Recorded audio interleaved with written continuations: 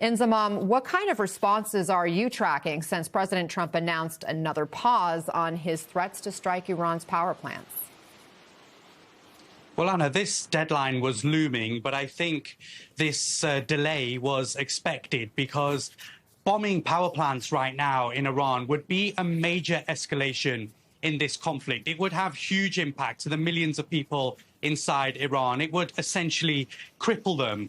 But what it does do is gives us a bigger window for diplomacy, 10 extra days, in fact. Diplomacy which isn't entirely going as planned. Trump had said that Iran asked specifically for this delay, that they said they wanted 7 days.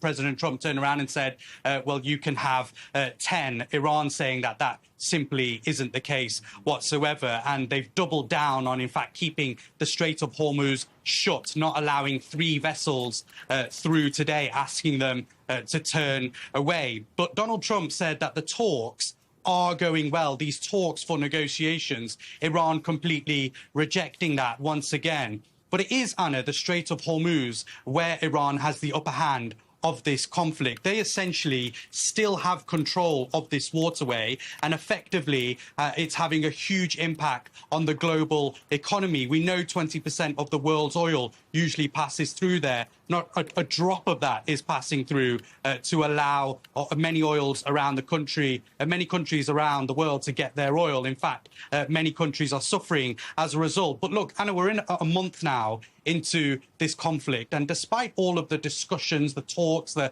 negotiations over the last few days, the fighting very much continues. As you mentioned there, Israel continues to target Iran, as they did do overnight and throughout the day today, specifically targeting the heart of Tehran. We were told of around 15 minutes of consistent bombing last night near to the Pakistan embassy, as well. As we know, Pakistan trying to play this mediator role in all of this. And then in retaliation, Iran has continued its strike into the Gulf nations today, the UAE, where I am, Kuwait, Saudi Arabia, Bahrain, all being targeted by Iranian drones and missiles. Kuwait, there was a port there, the largest port in the country, which was struck by a couple of Iranian drones. So look, I think it's really hard to just understand how any sort of peace is expected in this region when you've got attacks still going on and you've got diplomacy talks which aren't really going all that well. Well, and it's hard to know how those talks are really going. Chris, here's more of what the president said about this extended pause in an interview with Fox last night. And so I gave them a 10-day period. They asked for 7. You're going to say, oh, Trump's a terrible negotiator. They asked for 7, and I said, I'm going to give you 10. Because they gave me ships. We talked about the 8 ships, the president that I talked about the other day. But they asked for 7, and I gave them 10. You got 10 days, and they were very thankful about that. Chris, Iran says it didn't ask for this pause and has denied any substantive talks are actually taking place. Can either side be trusted as being truthful at this point? Read the tea leaves for us. What's really going on here? No, is the answer to that question. On one side, you have Donald Trump and somebody like Pete Hegseth, who both of them, neither of them have any sort of credibility at all. They lie all the time. They misdirect people. There's no way that the American people can trust the word that's coming out of their mouths. On the other side, you have the Iranians, who we also can't trust and who have little reason to come to the negotiating table with the United States right now, as the president sends mixed signals when it comes to ending the war. Even as he says the U.S. is prioritizing diplomacy, he's directing thousands of troops into the region, amplifying an expectation that the conflict could be growing, not coming to a close. So, you hear it from diplomats around the world that they have no idea what the United States is trying to do here. So why would the Iranians sit down at the negotiating table with us at this point? Barbara, Chris just referred to this Wall Street Journal reporting that the Pentagon is considering sending 10,000 more ground troops to the Middle East, citing Defense Department officials with knowledge of the planning.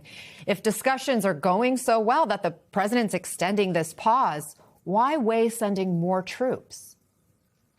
Well, I think this is the big question right now, literally around the world, Anna. What is the U.S. planning here? I think there's two possibilities that are pretty obvious, which is either, they're talking about sending these additional troops to try and keep the Iranians off kilter, to make the Iranians think there will be some massive U.S. military intervention on the ground, so they better come to the negotiating table now. But will that be the case? That's the other side of the coin. Sending 10,000 troops, I'm not exactly clear from the administration what that is going to get them, whether they would be able to take territory, hold territory, and keep the Strait of Hormuz open. Because remember, if you're going to put troops on the ground in combat, you also have to have a substantial number of support troops, if you will. The people that maintain the vehicles, that provide food, fuel, medical care, spare parts, all of those things that go into having forces on the ground. It's not just the, so-called trigger pullers. It's a massive operation, and it takes a lot of sustainment and a lot of careful planning. This is not, if it happens, this is not going to be the kind of thing where the president can wake up one morning and say, I want to see it all done by this afternoon and have them all there. Yeah. This would have to be very carefully done. Yeah, Inzamam, a senior person at the White House, tells our Joe Scarborough that the feeling in the Trump administration is that the military operation just needs a couple more weeks, saying there are still targets that they want to hit, and they don't believe Iran can indefinitely hold the strait. So they're trying to kind of bide the time, it sounds like. Based on your reporting, is that an accurate read of where things stand? Well, Anna, look, whilst on one hand, you've got all these talks and these negotiations supposedly going on in the background, as Barbara was just talking about there, you've got up to 10,000 troops heading to the region, but specifically what types of troops they are. The 82nd Airborne Fleet, which is arriving. These are the guys who flew into Afghanistan when they wanted to evacuate out of there. They're also the guys that were flown into Ukraine when the war in Ukraine started in the first few days as well. Essentially, these are people who arrive into enemy territory and can attack. You've also got the USS Tripoli on the way. This is an amphibious ship that will essentially go underwater if it needs to. It's got many Marines on board with it as well. And analysts have been telling me over the last couple of days, Anna, that these delays from Donald Trump, once again today, another 10-day delay, could well be because the US and Israel may be trying for some form of ground invasion, some form of extensive attack, which could see a huge impact on Iranian military and Iranian resources. So I think there is still a big question. On one hand, you've got potential conversations going on. On the other hand, we could see a major escalation in this conflict if these troops that are heading to this region could be used for some sort of attack on different territories inside Iran. And Barbara, this person at the White House also told Joe Scarborough that the feeling inside the White House when it comes to these negotiations is that if you actually blow up their energy infrastructure, then there's really very little to negotiate with. What do you make of this assessment of the state of the war?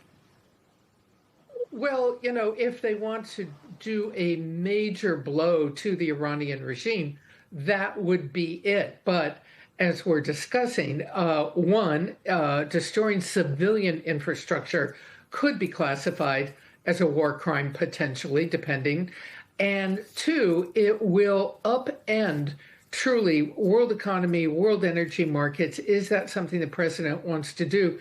And how long would this impact last? It could be catastrophic for years.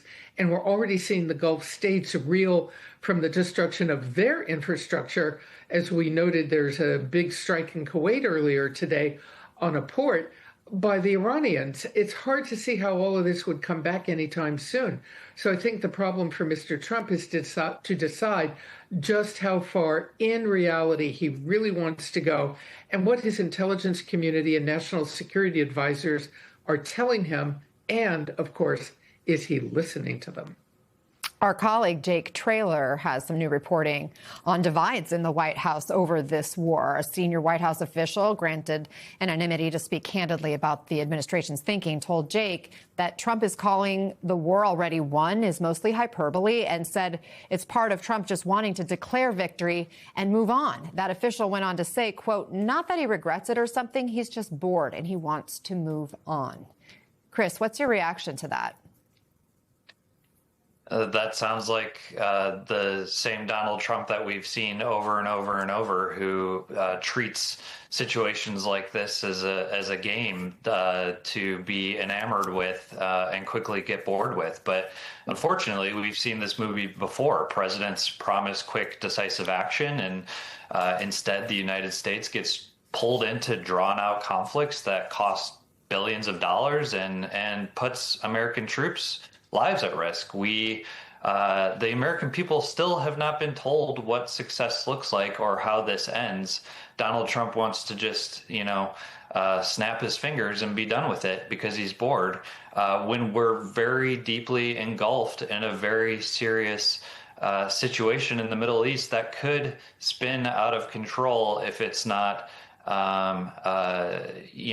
dealt with in the correct way. And there's no way to have confidence in Donald Trump or the people advising him that that's going to be done.